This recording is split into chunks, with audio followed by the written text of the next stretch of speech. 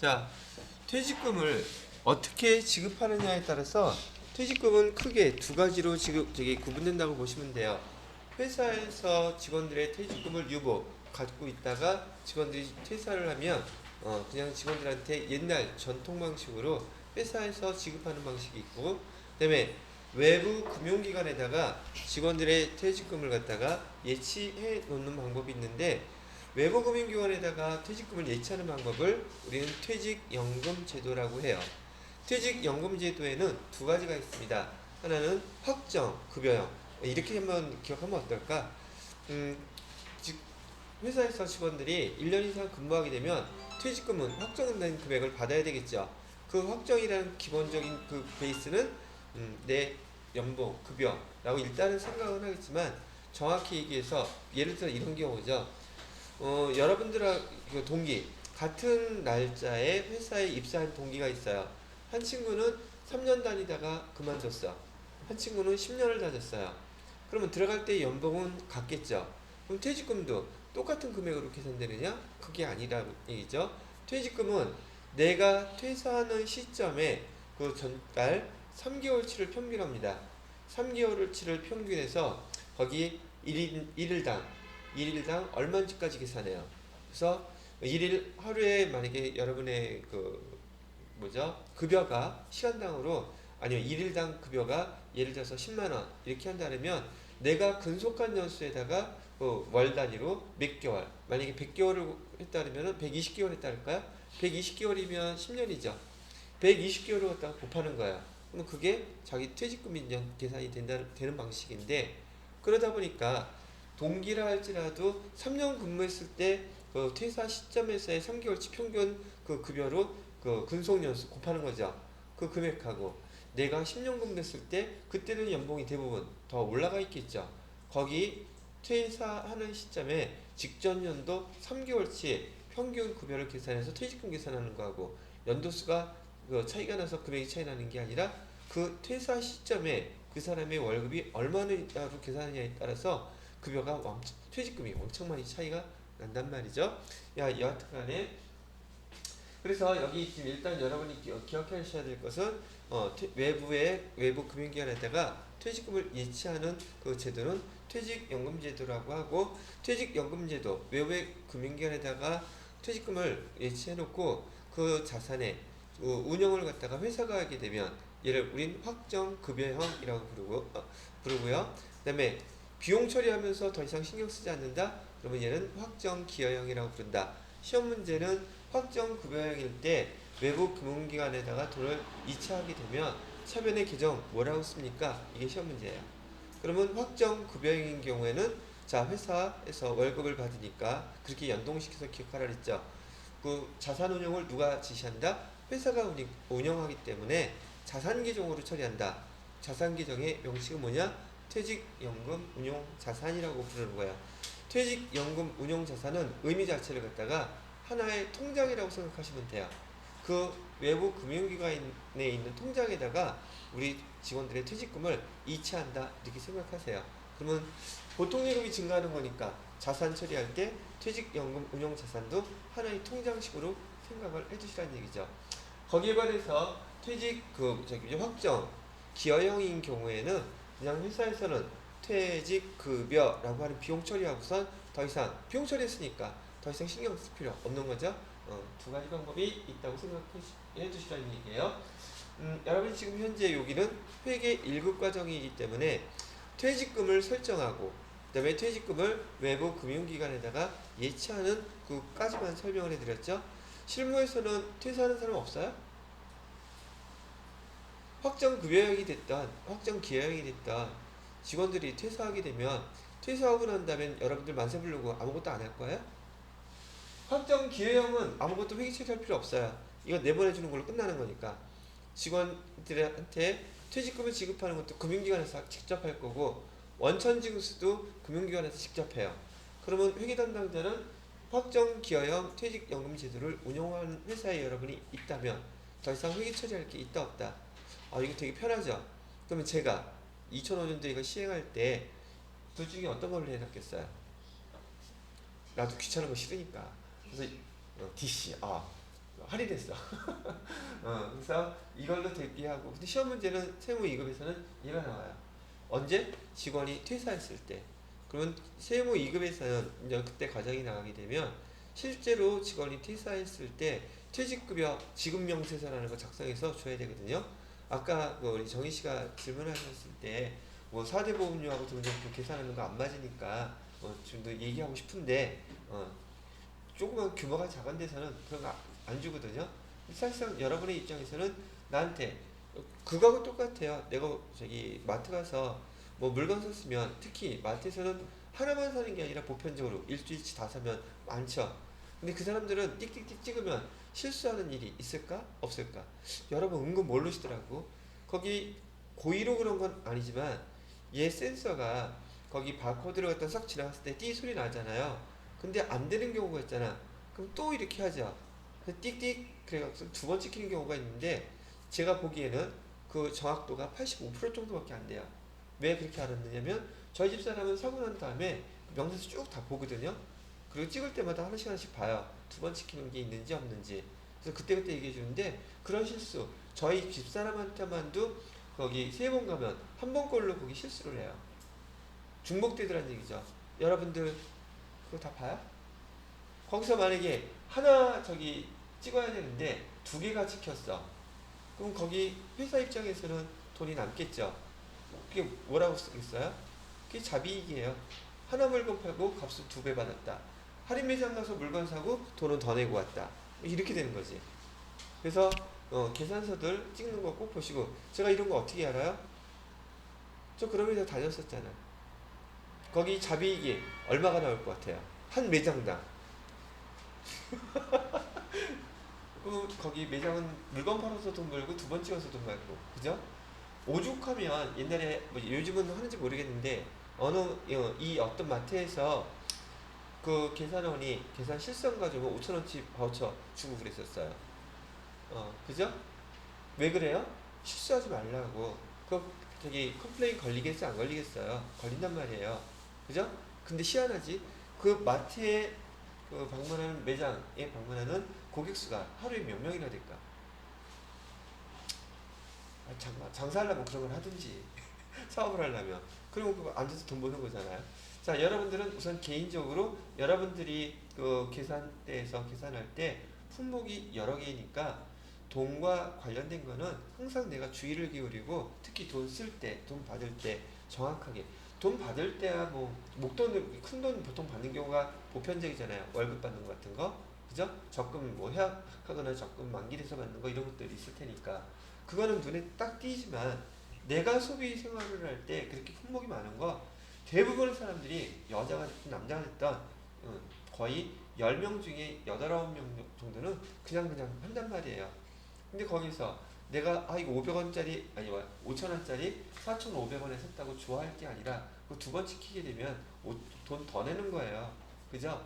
이게 품목이 많을 때에는 그 계산하는 체크 되는 것들 눈여겨보시면 이것도 수업 배우면서 또 하나 생각하게 되는 거죠. 생활 형태가 바뀌어야 돼요, 여러분들. 뭐에 대해서는 돈에 대해서는 돈은 많이 번다고 저축하시는 게 아니에요. 제가 지난번에 처음 얘기해드렸죠. 돈은 어떻게 쓰느냐. 그다음에 돈을 벌었을 때는 일단 내가 돈을 모으고 싶다 그러면 돈부터 띄어놔야 돼요. 뭐 주변에서 얘기는 많이 들었던 것들이잖아요. 다만 여러분이 실천을 안 할 뿐이지. 그죠? 돈이라는 거는 용돈을 받든 뭐가 됐든 내가 목돈을 가져봐야 한다 그랬었죠. 돈을 벌시게 되면 반드시 돈을 먼저 띄워놓으세요. 띄워놓고 저축에 해놓고서는 그 돈은 딱 1년 동안 없다고 생각하시고 생활하세요. 1년 지나면은 여러분 세상이 달라집니다. 왜? 이런 공부하는 것도 공부하는 것들이 있지만은 이 문제가 아니라 경제적으로 내가 안정 베이스가 차분하게 깔려 있으면 욕심이라는 거 안 내게 돼요. 욕심이라는 게 뭐냐면 우리 동양 사람들 특히나 거기 뭐 중국도 마찬가지고요. 남들한테 보여주는 그 허례허식 그런 거 많이 얘기하죠. 허영심 이게 특히나 그 사람들한테 보편적으로 많더라고요. 돈 많은 사람은 지난번에 얘기했지만은 굳이 내가 사고 싶을 때 언제든지 살 수 있으니까 시간만 좀 미루다가 에이 또 다른 거 더 좋은 거 나와 저거 살까 또 고민해. 저거 나한테 필요하나? 돈이 없어서가 아니에요. 내가 맘만 먹으면 언제든지 살 수 있으니까 욕심을 낸다 안 낸다 안 내요. 그렇지만 없는 사람들 입장에서는 내가 없다고 상대방이 다른 사람이 그렇게 생각지도 않는데 보편적으로 85%가 그런 생각을 한대요. 남한테 보여줄 때 내가 이렇게 보여줄까봐 빚을 내서라도 산다. 그러니까 돈 모을 일이 있겠다? 없겠다는 거예요. 그래서 이건 지난번에 제가 여기 아메리카, 여기 멕시코 그런 쪽 멕시칸들 미국을 빗대서 제가 얘기를 해요. 소비 활동이 제일 활발하고 많은 인종이 어디겠어요? 미국에서. 미국은 다민족 국가예요. 그러다 보니까 백인도 있고요, 흑인도 있고요, 그다음에 우리 동양인들도 있고 이렇게 있는데 거기 멕시칸계하고 흑인들이 소비 활동이 제일 커요. 근데 지금 요즘 폭탄 맞았죠? 왜? 얘네들이 지금 일자리가 없어지고 있기 때문에 소비 활동이 어떻게 되겠다? 왕창 침체가 됐겠죠? 근데 트럼프가 지네 나라는 돈 찍어내도 되니까 그냥 그 재난급여를 갖다가 팍팍 쏘고 있어요 지금. 왜? 팍팍 쓰라고. 그래서 하여튼 그런 얘기 해드리는 것이고요. 그래서 여러분들이 돈을 꼭 모아봐야 된다는 거 오늘 두 가지 측면에서 얘기했어요. 여러분의 노후가 또는 여러분의 그 어느 정도 시간이 지났을 때 생활을 안정시킬 수 있는 방법은 세 가지가 있습니다. 세 가지가 마련되어 있으면 노후는 그나마 안정. 집 없다고 자기 꿀꿀할 필요 없어요. 나중에 집 남아둘 테니까 신경 안 써도 되고 집은 대충 살아요 지금. 근데 통장에 돈은 있어야 돼. 그래서 첫 번째 여러분의 노후를 준비해 줄 수 있는 거, 여유 있게 살 수 있는 거, 첫 번째가 국민연금이에요. 국민연금 꼭 가입하셔야 되고요. 두 번째로는 여기 얘기는 퇴직연금입니다. 퇴직연금 연금만 좀 연결시키는 거예요. 얘네들은 나중에 그때 되면 연금이 나올 거니까. 세 번째, 돈 벌 때 개인적으로 개인연금 하나 들어두세요. 저축식으로. 그렇게 세우면은 연금이 세 개죠. 이 세 가지 연금만 구비되어 있으면 여러분 노후 100%까지라고는 말 못해요. 근데 상당한 부분 젊었을 때 돈 벌던 그 소비 형태로 쓸 수 있다는 얘기죠. 실제로 나이가 60, 70되는 분들이 돈 허질러지게 많이 쓰시던가요? 소비력이 약해져요. 돈이 없어서가 아니라 관심이 없고 쓸모가 없고 자기 소고기 뜯고 싶어. 이가 현치 않고 속이 안 좋아서 그 사먹을 저희가 없어. 즉 소비 활동이 현저하게 떨어진다는 얘기예요. 돈을 많이 안 써도 돼요. 그 정도 연금만 받으면 여러분들은 지금부터 연금 가입하셔서 등등 한다 그래도 사는데 크게 지장 없어요. 두 가지는 반드시 있어야 돼요. 뭐하고? 국민연금하고 퇴직연금은 있어야 돼요. 퇴직금 손대지 말라 그랬어요. 제 거라지 보고서 아시겠죠? 개인연금은 여러분이 저축 형태로 다른 걸 가입해 놓으셔도 됩니다. 자, 시험 문제 나오지는 않지만 시험 문제는 얘라 그랬어요. 회계 1급까지는 요거에 대해서 물어보는 게 전체적인 거 내용이라고 얘기했습니다. 자, 그 다음에 장기 미지급금도 얘 비유동부채예요. 원래 미지급금은 유동부채였었죠. 근데 얘가 미지급 1년 이후에 줘도 된대. 그런 상황이 됐다면 얘는 비유동부채로 보시면 됩니다. 자, 완전 오늘 하이라이트 중에 하나인 자본계정 설명해 드릴게요. 자본계정은 지금 지난번에 제가 여러분들한테 처음 거기 써드리면서 일단 자본계정에서 이렇게 법인인 경우 5가지의 계정으로 나뉘어집니다라고 구분이 되어 있습니다라고 얘기해 드렸었죠. 근데 회계 원리 배우실 때는 개인기업이기 때문에 개인기업의 자본금은 자본계정은 그냥 자본금 하나 띵 하고 끝이었었어요. 그래서 우리가 배울 때 현금 100만원 출자하여 영업을 개시하다 이런 거래가 있었으면 우리 기록할 때 차변에 현금 100만원 썼고 대변에 자본금이라고 썼었죠. 이렇게 개인 회사인 경우에는 개인 기업인 경우에는 자본금을 출자하거나 그 돈 뺐을 때 뭘로 기록해 두라 그랬어요? 먼저 인출금이라고 기록해 놨다가 12월 31일이 되면 자본금 계정으로 대체시켜 주세요 했던 거 기억나시죠? 그죠? 그래서 개인기업은 근데 전 우리 회계 2급 과정 끝났잖아요. 지금 우리 회계 1급 과정에서는 우리 회사는 법인이면서 주식회사이고 그다음에 주식회사라고 하는 그 법인이기 때문에 이 법인의 자본 계정은 이렇게 5가지로 구분된다는 거 얘부터 먼저 기억을 하고 계셔야 된다는 얘기죠. 그래서 첫 번째, 지금 한번 여러분이 기억을 못하셨다면 지금 저하고 연습하면서 반드시 제가 오늘 가르쳐 드리는 거 꼭 암기해 놓으셔야 돼요. 자본기적. 자, 첫 번째 자본기적은 첫 번째 뭐로 돼 있어요? 자본금. 두 번째로는요 자본 잉여금, 잉여금도 들어갔어요. 세 번째로는 자본 조정. 네 번째는요 기타 포괄 손익 누계. 다섯 번째는 이잉여금. 됐죠? 지난번에 자본기정 이거 설명했는지 기억이 좀 안 나는데 여기 보시게 되면 여기 자본 잉여금이라는 게 있고 이잉여금이라고 있어요. 근데 공통된 게 지금 잉여금이죠. 근데 이 잉여금은 여기 법인인 경우 자본기정에서 자본잉여금과 이잉여금은 반드시 구분하라 그랬어요. 왜 반드시 구분해야 될까? 여기 자본잉여금은요 주주와의 거래를 통해서 생긴 거래, 잉여금이에요. 그다음에 이 이익잉여금은요 여기 쓰지 말자. 여기다 쓸게요. 자본잉여금은 주주와의 거래를 통해서 뭔가 잉여금 남게 됐다는 뜻이에요. 주주와의 거래의 결과로 자본잉여금이 생겨난 거고요. 그다음에 이익잉여금은 그 영업활동이라면 우리 장사하는 거죠. 장사하는 결과 영업활동의 결과로 나온 잉여금입니다. 그러다 보니까 지금 자본잉여금하고 이잉여금하고 이렇게 구체적으로 구분을 해야 되는 이유는 우리 회사의 주인들의 모임을 우린 주주총회라고 불렀어요. 주주총회에서는 주인들이 돈을 벌었으면 나눠 가질 수 있다 그랬죠. 그 나눠 가질 수 있는 금액이 이익잉여금은 괜찮은데 그다음에 자본잉여금은 안 돼요. 그렇기 때문에 이걸 섞어 놓으면 주주들이 다 나눠 가졌겠죠. 그렇게 하지 말라고 자본잉여금과 이잉여금은 반드시 구분하라고 되어 있고 얘는 일반 기업회계 기준에서도 규정하고 있는 사항이고 그다음에 국제회계 기준에서도 최소한 얘네 두 가지는 구분해 놓으라고 그랬어요. 여기 자본잉여금에 대해서 주주와의 거래라는 뜻이 뭐예요? 주식을 그 회사의 주식을 사면 그 회사의 주주가 되는 거죠. 팔면 그 자격 박탈 포기하는 거니까. 그죠?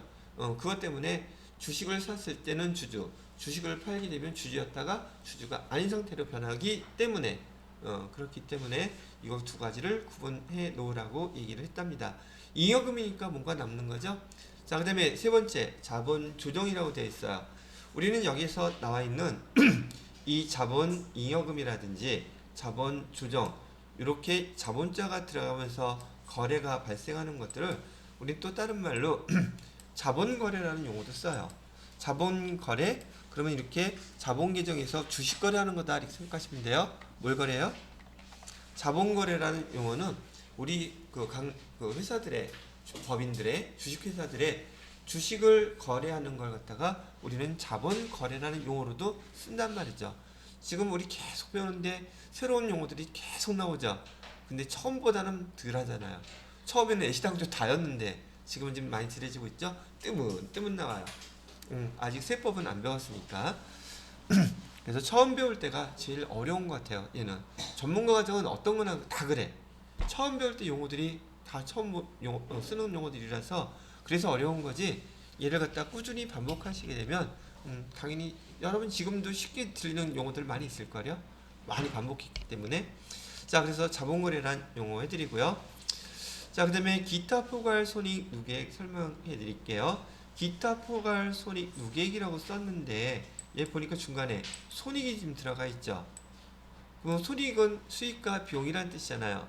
그럼 얘를 누계액 계속 쌓아놨다는 뜻인데 얘 엄밀히 말하면 이 기타 포괄 손익 누계액 이 계정은요 손익계산서 계정이에요. 어디 계정이라고요? 손익계산서 계정인데 지금 여기 자본 계정에 미리 와 있는 거예요. 그래서 기타 포괄 손익 누계액은 엄격히 얘기하면 손익 계정이긴 하지만 얘가 지금 어디에 와 있다? 여기 자본 계정에 미리 와 있다고 얘기를 하는 거예요. 좀 얘는 나중에 각 여기 해당 파트 설명할 때 또 해드릴게요. 자, 그 다음에 이잉여금 이 잉여금은 영업활동의 결과로 이렇게 구분이 됩니다. 제가 혹시 지난번에 전기월 미처분 이익잉여 이런 거 설명한 적 없었죠? 있었나요? 없었나요? 없었어요? X? O. 안 한 걸로. 자, 그래서 지금 여기 보시게 되면 첫 번째 규정 자본금부터 설명합니다. 자, 자본금이라는 규정을 우리가 쓸 때에는 여기 법인에서는 반드시 자본금의 그 금액은 주식수 곱하기 액면금액으로 나타내야 됩니다. 자, 우리 지난번에 단기매매증권 얘기할 때도 단기매매증권이요. 거기 주식이 등장하니까 주식수 곱하기 시가를 쓴다 그랬어요? 액면가액 쓴다 그랬어요? 시가 쓴다 그랬죠? 왜? 단기 매매 증권의 목적이 단기 시세 차익 목적이기 때문에 문제에서는 액면가액도 가르쳐주지만 우리는 시가만 씁니다. 라고 했단 말이죠. 그러면 여기 우선 비교를 해야 되니까 단기 매매 증권의 문제가 나올 때에도 여기 주식수 제가 지난번에 한 주를 예를 들어 드렸죠. 그 다음에 액면가액 단가라고 써있는 액면가액은 5,000원 이렇게 했잖아요. 그리고 또 시가는 이렇게 썼죠. 7,000원 이런 식으로. 근데 단기매매증권은 목적 자체가 시세 차익 목적이기 때문에 액면가액은 쓰지 않는다. 그래서 시가로만 뭐든지 사고 팔고 한다 이렇게 있었잖아요. 근데 지금 이 문제 이렇게 액면가액 시가를 다 주는 이유가 바로 지금 배우는 이 자본계정에서는 우리 여기 자본계정에서 주식을 샀다 팔았다 이렇게 얘기하는 건 다 우리 회사 주식이에요. 우리 회사 주식을 사기도 하고 팔기도 하고 발행도 하고 소각도 해요. 그때 등장하는 주식은 대부분이 다 우리 회사의 주식이기 때문에 여기를 갖다가 우리 자기 주식이라고 불러요. 자, 여기서 보시게 되면 단기매매증권은 타 회사 주식이라고 지난번에 잠깐 설명해 드렸었죠. 근데 지금 여기서의 주식은 자본계정에서의 주식은 우리 회사 주식이에요. 아시겠죠? 여기서도 만약에 예를 들어서요. 한 주 지금 여기 한 주 액면가액은 5,000원짜리래요. 그 다음에 시가는 똑같이 7,000원이라고 그래요. 그러면 단기매매증권을 거래했을 때는 차변에 단기매매증권 7,000원, 대변에 현금 이렇게 썼었죠. 이것도 써야 돼요?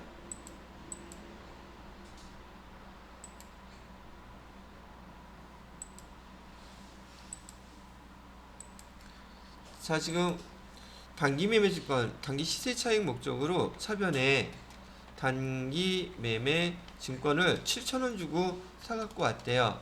대변에 현금 주고요. 그럼 뭐 이렇게 쓰는 거는 금방 이해하겠죠. 수수료 뭐 그런 건 나중에 다 배웠다고 있다고 치고요. 그런데 만약에 지금 우리 회사 주식이 증권거래소에서 거래가 되고 있어요. 그러면 내가 그 주식 사갖고 올 수 있겠죠. 우리 회사 거래되는 주식을 사갖고 올 때는 똑같이 시가로만 적용합니다. 시가로.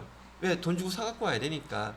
그러면 차변에 기록하는 거 우리 회사 주식일 때는 단기매매증권이 아니라 그냥 자기 주식이라고 이렇게 쓰라고요. 용어가 달라지죠. 타 회사 주식을 사오느냐 우리 회사 주식을 사오느냐에 따라서 계정이 이렇게 좀 쓰이는 게 바뀌니까 요거 하나 정도는 구분 먼저 해 두시라고요. 이게 자본 계정에서 이제 거래를 배우시는 거니까. 됐겠죠? 됐어요. 그래서 여기서 쓰는 것처럼 일단 지금 자본금이라는 말은 아직 안 나왔죠. 아직 제가 설명을 안 해드렸으니까. 그런데 자본금이라는 계정을 쓸 때에는 이렇게 주식수 곱하기 액면가액으로만 쓰셔야 돼요. 아시겠죠? 자, 이게 첫 번째 약속입니다. 그러면 자본금을 쓴다는 얘기를 했는데 우리 자본계정 배웠었죠? 자본계정은 차변이자기 자리예요? 대변이자기 자리예요? 즉 자본금이 증가한다면 대변에다 쓰주란 얘기고 자본금이 감소하게 되면 차변에다가 쓰라는 얘기가 되겠죠.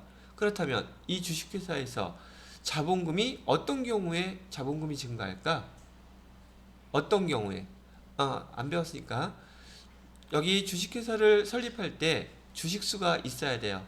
즉 관련된 그 관공서에다가 기관에다가 우리 회사 법인을 지금 등록하면서 주식수는 몇 주, 액면가액은 얼마, 그래서 그 자본금으로 얼마를 갖다가 우리가 할 것입니다라고 하는 정관이라는 게 있어요. 서류예요. 그 회사의 모든 그 내용들이 정리되어 있는 그 서류를 특히나 주식회사 법인 설립할 때 이 정관이라는 그 서류를 갖다가 승인을 받아야 돼요. 이 안에는 주식수 몇 주를 갖다가 발행을 할 것인지, 그다음에 액면가액, 그 주식의 한 주당 가격은 얼마인지 이런 것들, 그다음에 대표이사의 보수는 얼마고 우리 회사의 본사는 어디에 소재하고 있고 우리 회사의 이사들한테 보수는 어떻게 지급하고 보너스는 어떤 경우에 어떻게, 그런 모든 것들이 미리 다 정리가 되어 있어요. 그래야지 외부 회계 정보 투자자들이, 정보 이용자들이 투자할 때 그런 내용을 다 보고서 투자를 한단 말이죠. 거기에 상세한 내용들이 이 정관에 다 있어요. 그랬을 때 주식수, 예를 들어서요, 주식을 갖다가 예를 들어서 우리가 100주를 발행할 겁니다 라고 얘기를 하는 거죠.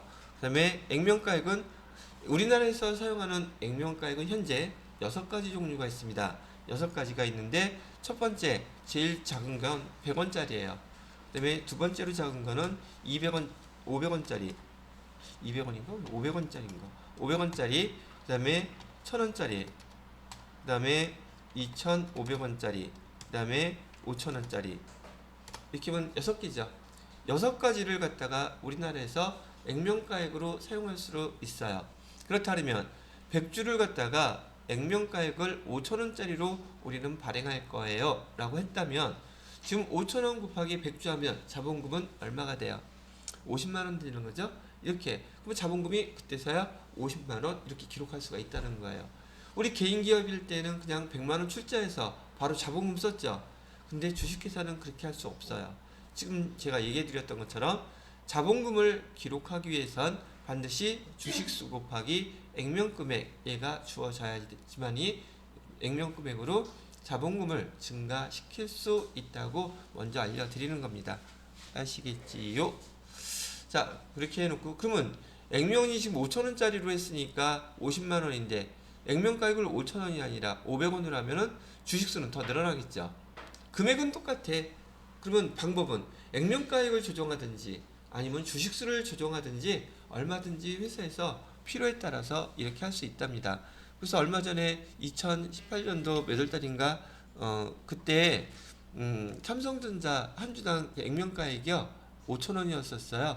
근데 얘를 갖다 50대 1로 줄였어. 그때 5천원일 때 삼성전자의 시가가 250만원에서 60만원 정도 했었거든요. 근데 지금은 50대 1로 줄여가지고 지금 보통 45,000원에서 5만원 사이에 있어요. 한 주가. 근데 그게 액면가액은 얼마짜리인데? 100원짜리예요. 100원으로 되어 있어요. 아시겠죠? 근데 사실상 생각을 해보세요. 액면가액이래네. 시가가 한 주당 250, 60만원이라면 저같이 용돈각선 취미생활하는 사람은 그 주식은 사지도 못해. 그죠? 근데 얘가 50대 1로 액면 분할을 해버렸더니만 지금 한 주당 45,000원, 5만원이니까 제 용돈 범위 내에서 두세 주는 살 수 있어요. 사고 팔고 할 수 있단 말이에요. 그래서 거래를 좀 더 활발하게 하게끔 하기 위해서 이렇게 회사에서는 액면 분할하는 경우들이 많이 있습니다. 자, 지금 알려드리고 싶었던 건 뭐예요? 자본금 기록할 때 우리 법인에서는 주식수 곱하기 액면금액으로 자본금 기록하라고 먼저 알려드리는 거예요. 근데 그런 상황을 지금 제가 아직은 설명 안 했죠? 얘는 계속 설명하면서 나올 거예요. 자, 얘는 지우겠습니다. 자, 첫 번째, 여러분들이 이거 하기 전에 제가 여기다 써놓긴 했지만 우리 회사는 지금 주식회사이기 때문에 주식을 발행할 수도 있고요. 그 다음에 소각할 수도 있어요. 자, 발행할 수도 있고 또는 소각할 수도 있다 그랬죠? 소작이 아니라 소각할 수도 있어요. 그러면 주식을 발행했을 때는 증자라고 부르고요. 주식을 소각했다 그러면 감자라고 불러요. 그러면 주식을 발행하면 증자라는 뜻은요. 자본금이 증가한다는 뜻이고요. 그다음에 감자라는 뜻은 감자에 싹이 나서 잎이 나서 묵지바가 아니라 요즘 감자 심는 철인가요 여기? 요즘 특이한 게 뭐냐면 주변에서 고추 심고 뭐 심고 뭐 그런 것들 있잖아요. 그런 얘기를 너무 많이 들어. 부모님이 그거 하시는데 거기 가서 도와드리고 왔다 뭐 했다 지금 한창 그땐가 봐. 근데 서울에서는 그런 거 택도 없죠. 그런 일이 있을 리가 없단 말이죠. 근데 여기서 그게 좀 낯설어. 지금 딱 계절이 그 계절인 것 같아요. 그래서 선생님들도 그런 얘기를 갖다 하시게 되면 도대체 난 그 플립 보고서 그거 구분하는 게 신기해. 전 봐도 모르니까. 근데 또 저희 집 앞에도 그냥 거기 밭이 있어가지고서는 다른 분들이 와서 거기가 주택단지거든요. 근데 아직 자기 땅 안 파신 분들이 있을 거 아니에요. 그래서 옆에서 이제 그거 하시는 분들인데 그거 보는 것도 저한테 낙이야. 재밌어. 그분들은 힘들겠지만 보는 저는 지금 뭔가 좀 여유로운 그런 게 좀 있더라고요. 여하튼 자 발행 증자 그러면 증자라는 뜻은 우리 회사에서 주식을 발행하게 되면 우리가 그 주식을 발행하면서 누군가가 그 주식을 사겠다고 청약하고 돈을 내면 우리 회사는 주식 발행하고 돈 생기죠. 어저께 얘기했던 것처럼 매도가능증권 찾아다니면서 자기 형 뭐냐 누구 저기 돈 빌려달라고 여기 지분 내 거 주식 지분을 주면서 돈을 빌려달라고 하지 않아도 되잖아요. 근데 이 회사는 다들 상장이 되어 있고 상장이 되어 있는 이 주식들은 알려진 주식이니까 누군가가 살려는 사람들이 많이 있겠죠.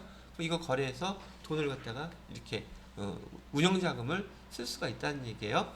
자 그래서 여러분 이 뒤에 거 설명드리기 전에 여러분 구분은 얘부터 먼저 꼭 기억하셔야 돼요. 자 다시 여러분이 자격시험 문제를 풀 때에도 주식을 발행했다 하면 증자라는 단어가 딱 떠올라야 돼요. 그러면 자본금이 증가했다는 뜻이니까 회계 담당자로서 회계 처리할 때 대변에다가 자본금 이렇게 써야 되는 거구나 이렇게 알아들어야 된단 말이죠. 자동으로 이렇게 연결되어야지만이 이 자본계정의 여러분 내용들 이야기가 좀 수월해진다는 얘기예요. 아시겠죠? 자 다시 주식을 발행했다 뭐라고 신경 쓰라고요? 증자라는 뜻이 뭐예요? 자본금 대변에다가 써야겠구나. 그다음에 이번에는 감자 소각이라는 말이 나오는데 자격 시험 여러분 응시할 때 목적으로 주식을 갖다가 사갖고 와서 소각 원래 소각이라는 것은 태워버렸다는 뜻이죠. 그러면 실제로 주식을 사갖고 와서 이만한 드럼통에다 불 붙여갖고 태워버리겠어요? 이것도 마찬가지로 전산상으로 승인 절차 걸쳐서 없애버린다는 뜻이에요. 그러면 자본금이 감소하게 돼요. 왜? 발행했던 거의 반대말은 소각이잖아요. 다시 주식을 발행했다 반대말은 주식을 소각했다예요. 주식을 발행하면 증자 자본금이 증가해서 대변에다 썼으니까 왜냐면 반대로 주식을 사갖고 와서 소각했다 하면 감자 자본금이 감소됐다는 뜻이에요. 자본금이 감소되면 차변에다가 자본금 써주셔야 되죠. 그 자본금 쓸 때 주식수 곱하기 액면금액만큼만 써야 된다고요. 자, 그건 좀 다음 설명해서 해드릴게요. 그래서 지금 여기에 설명해드렸던 것처럼 주식을 발행했다 증자 떠올리시고 그 다음에 분기까지 떠올리셔야 돼요. 차변에 대변에 자본금 그 다음에 주식을 사갖고 와서 소각했다 그러면 감자라는 단어를 떠올리셔야 되고 회계 처리까지 차변에 자본금 써야겠구나. 그럼 자본금 쓸 때는 주식수 곱하기 액면금액만큼만 써야겠구나 이렇게 판단하시란 말이에요. 그럼 근데 왜 신경질이에요? 신경질이 아니라 목에 힘 좀 줬어. 여기 발행부터 한번 상황을 봐요. 주식을 발행했다 그러는데 주어지는 조건은 여러분한테 주식수 많고 금액 많이 해서 뭐가 이렇게 좋아요? 지금은 정확히 이해하고 문제에서 연습 풀 때에는 계산기 갖고 두들기면 되지 여러분이 암산할 일은 없을 거 아니에요. 그죠? 자 주식수 우리 우선 한 주를 우리 회사 거예요. 한 주 발행하려고 합니다. 한 주를 발행하고요. 액면가액은 아까 얘기했던 것처럼 5,000원이라고 할게요. 그 다음에 이 5,000원짜리 주식을 발행했더니만 우리 수경씨가 이거 7,000원 주고 사겠대. 5,000원인데 왜 7,000원에 사지? 그 회사에서 발전 가능성도 있고 나중에 1년 지나서 돈 벌면 배당금도 많이 나올 수 있다고 생각해서 내가 거금 얼마? 7,000원을 주고 그걸 사겠다고 그래요.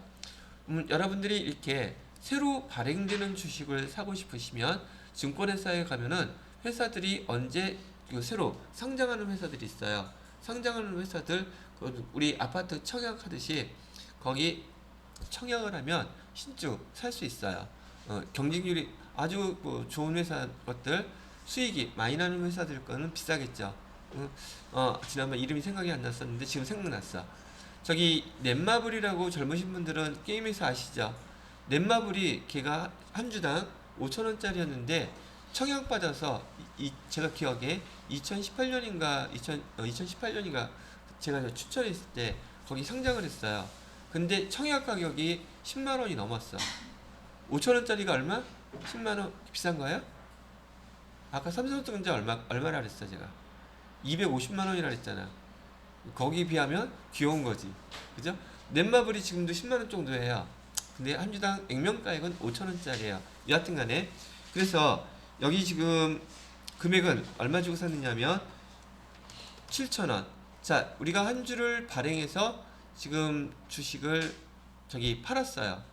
그리고 그 금액을 현금으로 받았다고 치겠습니다. 현금 얼마 들어갔겠어요? 현금 7,000원 들어갔겠죠, 이렇게. 그죠? 주식을 발행했으면 제가 뭐라 그랬어요? 증자라 그랬죠. 그럼 대변에다가 뭐라고 쓰셔야 돼요? 자본금 써야 되잖아요. 증자니까. 그죠? 자본금 쓸 때는 제가 뭐 쓰라 그랬어요? 주식수 곱하기 액면가액으로 쓰라 그랬죠. 그럼 자본금은 얼마가 증가하는 거예요? 왜 또 2,000원이 나와? 한 주밖에 발행 안 했다니까. 증가하니. 아니, 그게 아니라 자본금을 지금 우리가 써야 되잖아요. 증자니까. 그죠? 그럼 자본금 쓸 때 자본금의 금액은 주식수 곱하기 액면가액으로만 쓰라고 했던 말 뜻이 바로 요거예요. 지금 제가 여기 쓴 거 되게 간단하게 써놨잖아, 지금. 그죠? 쓰면서 외울 수 있어요? 외워야 돼요. 자, 그러면 현재 금액이 2,000원이 대변이 차이가 나고 있죠? 2,000원 이렇게 차이 나잖아요. 그죠? 얘 뭐라고 부를 거냐는 얘기예요.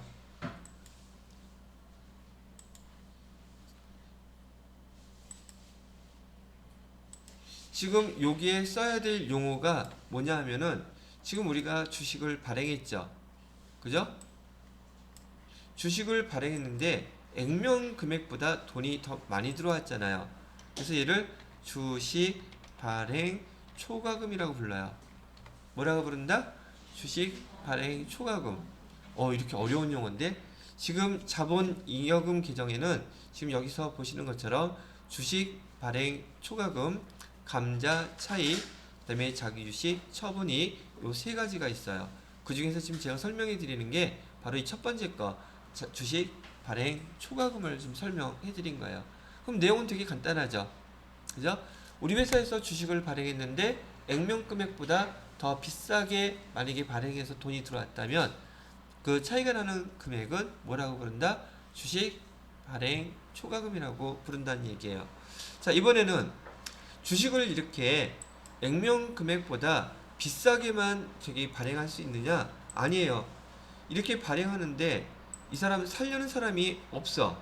그래서 지금 액면가액은 5,000원인데 이번에는요 얘를 갖다가 4,000원에 발행을 해볼게요.